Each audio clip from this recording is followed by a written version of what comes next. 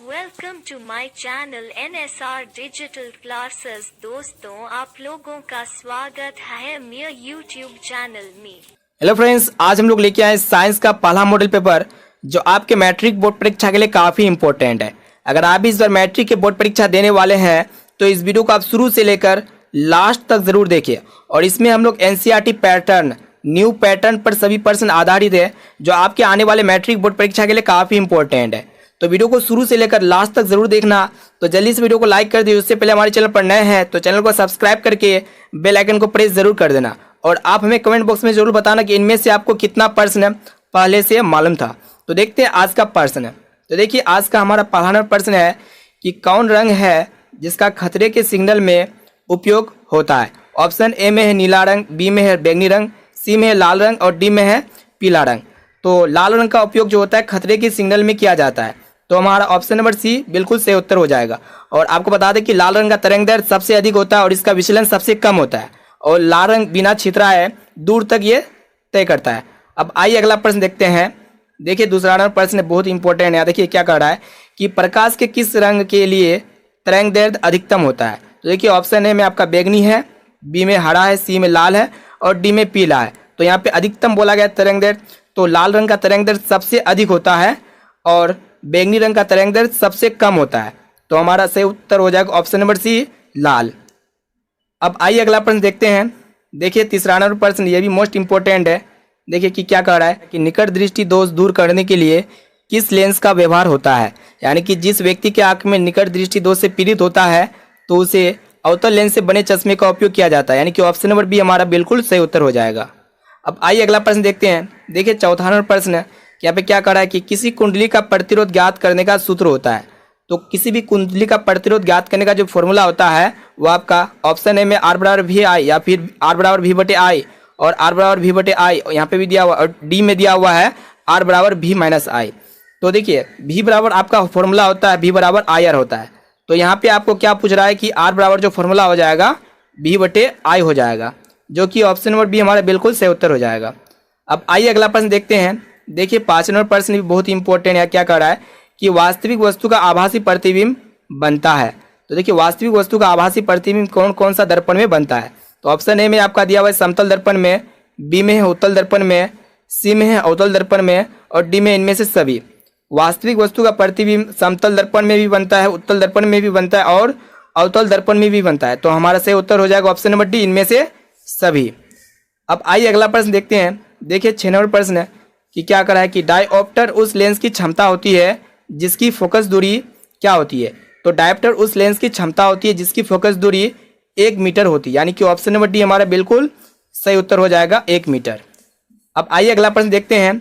देखिए, 7वां नंबर प्रश्न यहाँ पे क्या कह रहा है कि किसी लेंस के बाहर की ओर उभरे 2 गोलीय पृष्ठ हो तो इसे क्या कहते हैं। तो यहाँ पे किसी लेंस के बाहरी ओर 2 उभरे गोलीय पृष्ठ हो तो उसे हम लोग क्या कहते हैं, उत्तल लेंस कहते हैं। तो हमारा सही उत्तर हो जाएगा ऑप्शन नंबर सी, उत्तल लेंस। अब आइए अगला प्रश्न देखते हैं। देखिए, 8 नंबर प्रश्न क्या क्या कह रहा है कि धातुओं में धारावाहक होते हैं। तो ये भी बहुत ही इंपॉर्टेंट प्रश्न है। तो देखिए, ऑप्शन ए में आपका दिया हुआ है प्रोटॉन, बी में है मुक्त इलेक्ट्रॉन और सी में है कोड इलेक्ट्रॉन, डी में इनमें से कोई नहीं। तो धातुओं में धारावाहक क्या होते हैं, उसमें फ्री इलेक्ट्रॉन होते हैं, यानी कि मुक्त इलेक्ट्रॉन। ऑप्शन नंबर बी हमारा सही उत्तर हो जाएगा। देखिए, 9वां नंबर प्रश्न क्या कह रहा है कि परिपथ में विद्युत धारा की माप किससे की जाती है। परिपथ जो होता है, सर्किट होता है, उसमें इलेक्ट्रिक करंट की माप किससे की जाती है। तो परिपथ में इलेक्ट्रिक करंट की माप जो की जाती है आपका ए मीटर से की जाती है। कहीं कहीं पे आपको देखने को मिलेगा अमीटर, ठीक है, ए मीटर या अमीटर दोनों सेम होता है। तो हमारा सही उत्तर हो जाएगा ऑप्शन नंबर बी, ए मीटर। अब आइए अगला प्रश्न देखते हैं। देखिए, 10वां नंबर प्रश्न बहुत इंपॉर्टेंट है। क्या कह रहा है कि विद्युत फ्यूज विद्युत धारा के किस प्रभाव पर कार्य करता है। देखिए, ऑप्शन ए में आपका उसमें है, बी में चुंबकीय, सी में रासायनिक और डी में है कोई नहीं। तो विद्युत फ्यूज विद्युत धारा के उसमें प्रभाव पर कार्य करता है। तो हमारा सही उत्तर हो जाएगा ऑप्शन नंबर ए, उसमें। देखिए, 11वां नंबर प्रश्न यहाँ पे क्या कह रहा है कि बैटरी से किस प्रकार की धारा प्राप्त होती है। तो देखिए, बैटरी से किस प्रकार की धारा प्राप्त होती है, तो दिष्ट धारा प्राप्त होती है, जिसे हम लोग कहते हैं डायरेक्ट करंट, जिसे शॉर्ट में हम लोग कहते हैं डीसी। तो हमारा सही उत्तर हो जाएगा ऑप्शन नंबर ए, दिष्ट धारा। अब देखते हैं अगला प्रश्न। देखिए, 12वां प्रश्न यहाँ क्या कह रहा है कि निम्नलिखित में से कौन जैव मात्रा ऊर्जा स्रोत का उदाहरण नहीं है। तो ये भी बहुत इंपॉर्टेंट है। देखिए ऑप्शन ए में आपका लकड़ी है और बी में गोबर गैस, सी में नाभिकीय ऊर्जा और डी में है कोयला। तो यहाँ पे जैव मात्रा ऊर्जा स्रोत का उदाहरण कौन नहीं है, इनमें आपका नाभिकीय ऊर्जा हो जाएगा, यानी कि ऑप्शन नंबर सी हमारा बिल्कुल सही ऑप्शन है। अब आइए अगला प्रश्न देखते हैं। देखिए 93 प्रश्न क्या कह रहा है यहाँ पे कि इनमें से कौन नवीकरणीय ऊर्जा है। तो यहाँ पे आपको नवीकरणीय ऊर्जा पहचानना है। तो देखिए ऑप्शन ए में आपका कोयला है, बी में पेट्रोल है, सी में सौर ऊर्जा और डी में प्राकृतिक गैस। तो इनमें से नवीकरणीय ऊर्जा स्रोत का उदाहरण हो जाएगा सौर ऊर्जा, यानी कि सोलर एनर्जी जिसे हम लोग कहते हैं। ऑप्शन नंबर सी हमारा सही उत्तर हो जाएगा। आइए अब देखते हैं अगला प्रश्न। देखिए 14वां प्रश्न क्या कह रहा है यहाँ पे कि निम्न में कौन अवकारक है। तो यहाँ पे अवकारक आपको बताना है। तो देखिए ऑप्शन ए में आपका H2 है, बी में CO और सी में आपका दिया O2 और डी में आपका दिया हुआ है H2S। तो इनमें से अवकारक हो जाएगा आपका हाइड्रोजन, यानी कि ऑप्शन नंबर ए हमारा बिल्कुल सही उत्तर है। अब आइए अगला प्रश्न देखते हैं। देखिए 15 नंबर प्रश्न, ये भी मोस्ट इंपोर्टेंट है। देखिए क्या कह रहा है कि निम्नलिखित में से पीएच का कौन सा क्षारक विलयन का मान देता है, यानी कि कौन जो इनमें से पीएच का क्षारक विलयन का मान देगा। देखिए पीएच का क्षारक विलयन तब होता है जब विलयन का पीएच मान 7 से अधिक होता है। तो यहाँ पे अगर ऑप्शन में देखा जाए तो यहाँ 7 से अधिक 13 है, जो कि एक विलयन का पीएच का मान देगा। अब 7 से कम जो होता है वो विलयन आपका अम्लीय होता है और 7 के बराबर होता है वह आपका उदासीन होता है। तो यहाँ पे बोला है कि कौन क्षारक विलयन का मान देगा, तो जो 7 से अधिक होगा वही होगा, यानी कि ऑप्शन नंबर डी हमारा बिल्कुल सही उत्तर है। अब आइए अगला प्रश्न देखते हैं। देखिए 16वां प्रश्न है, ये भी मोस्ट इंपॉर्टेंट है। यहाँ पे क्या कह रहा है कि निम्नलिखित में कौन सही है। तो यहाँ पे आपको सही बताना है इनमें से सही कौन है। तो देखिए यहाँ पे ऑप्शन ए में आपका Na2CO3 5H2 है और यहाँ पे आपका दिया हुआ Na2CO3 10H2 और बी में Na2CO3 7H2 और डी में आपका दिया हुआ है Na2CO3 2H2। तो यहाँ पे आपका सब में सेम है, लेकिन यहाँ पे 5 है, यहाँ 10 है और यहाँ पे 7 है और यहाँ पे 2 है। तो देखिए Na2CO3 10H2 यहाँ पे 10 है तो 10H2 है।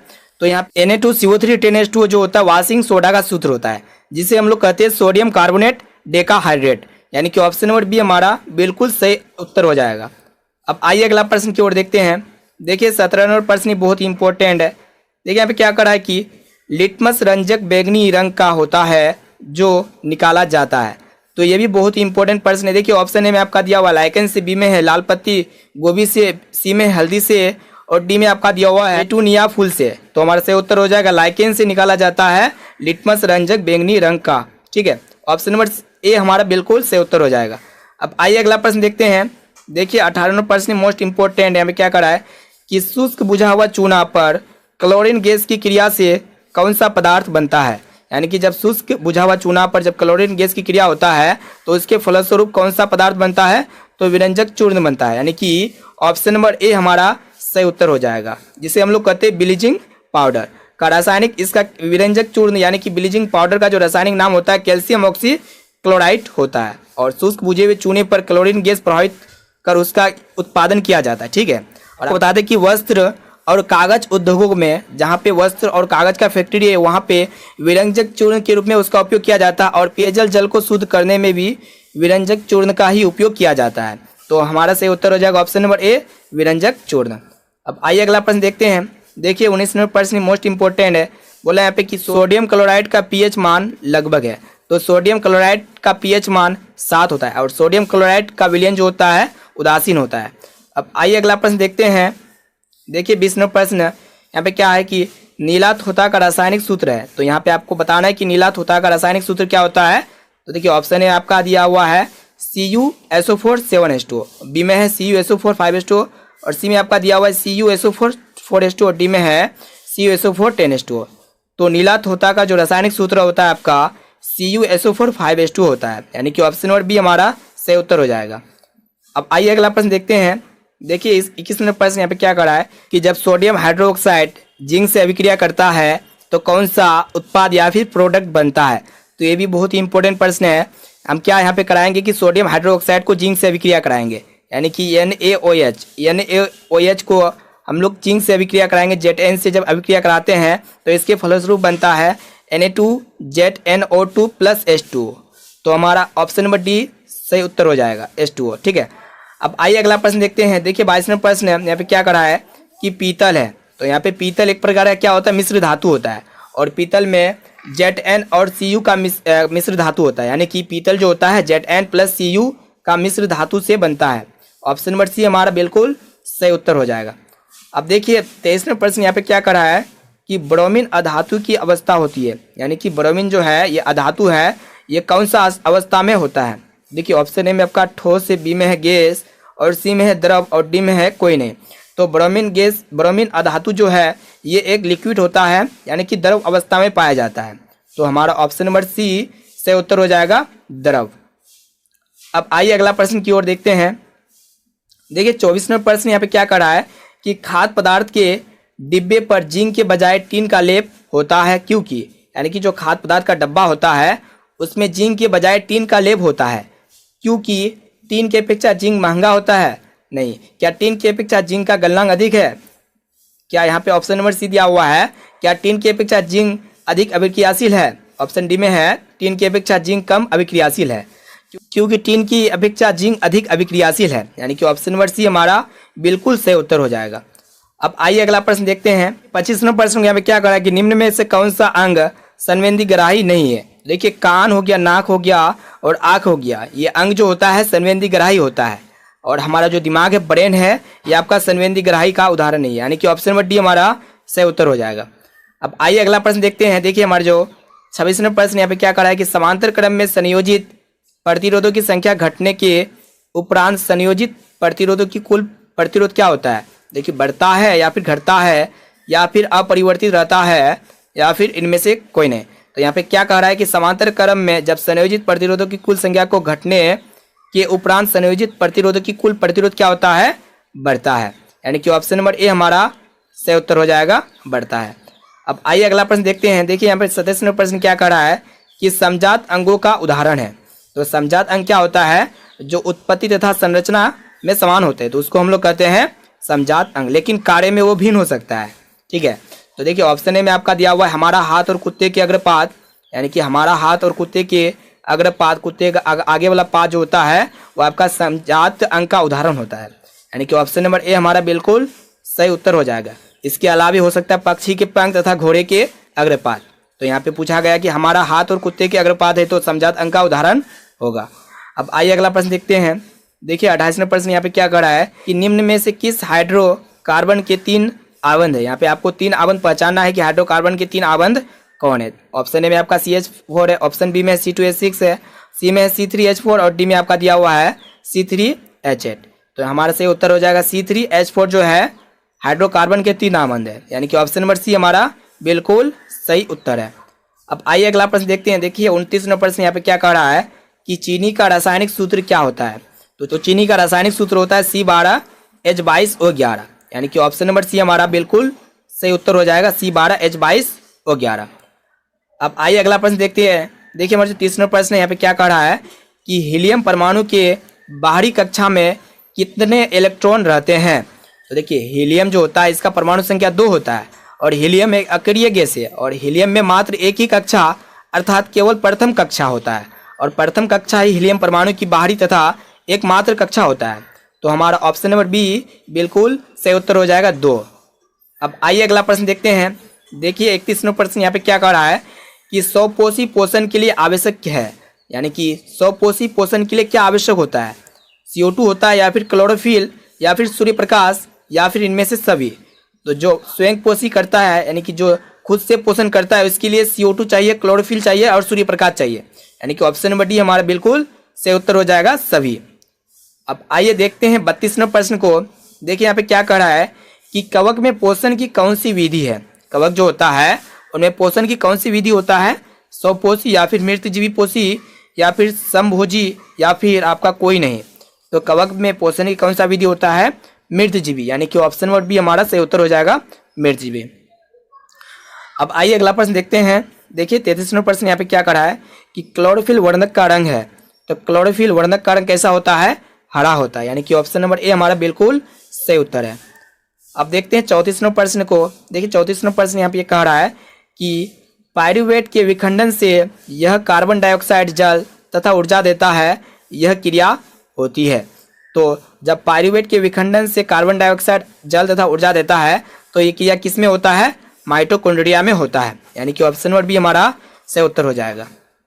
देखिए 35 नंबर प्रश्न यहाँ पे क्या कह रहा है कि यदि हमारे आहार में आयोडीन की कमी है तो हमें किस रोग से होने की संभावना है? यानी कि जब हमारा आहार में आयोडीन का कमी हो जाता है तो हमें किस रोग के लिए होने की संभावना है? तो देखिए ऑप्शन ए में आपका दिया हुआ ग्वाइटर, बी में है गलकंड और सी में आपका दिया हुआ घेंगा और डी में है सभी।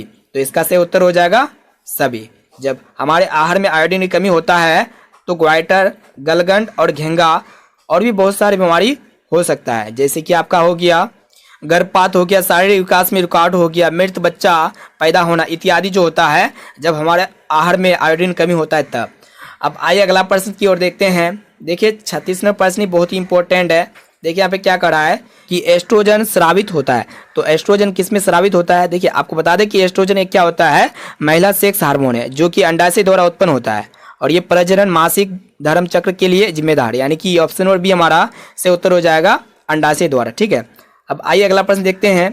देखिए 27 नंबर प्रश्न यहाँ पे क्या कह रहा है कि मनुष्य में ऐच्छिक गतियों का नियंत्रण किसके द्वारा होता है? यानी कि मनुष्य जो होता है ऐच्छिक गति जो होता है इसका कंट्रोल किसके द्वारा होता है? तो इसका कंट्रोल जो होता है सेरिब्रम के द्वारा होता है, यानी कि ऑप्शन नंबर बी हमारा सही उत्तर हो जाएगा सेरिब्रम। अब आइए अगला प्रश्न देखते हैं। देखिए 38 नंबर प्रश्न यहाँ पे क्या कर रहा है कि घोंघा जो है किस समुदाय का प्राणी है? तो घोंघा कौन सा समुदाय का प्राणी होता है? वो आपका मोलस्का समुदाय का प्राणी, यानी कि ऑप्शन नंबर ए हमारा बिल्कुल सही उत्तर है मोलस्का। अब आइए अगला प्रश्न देखते हैं।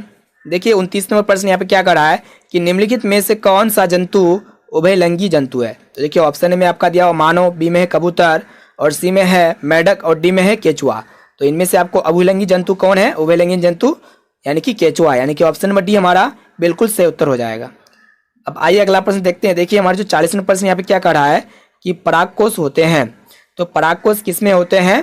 देखिए ऑप्शन में आपका दिया हुआ बाह्य दल में, बी में अंडाशय में है और सी में अंडम में, डी में आपका दिया हुआ परागकण में। तो परागकोश परागकण में होते हैं, यानी कि ऑप्शन नंबर डी हमारा बिल्कुल सही उत्तर हो जाएगा परागकण में।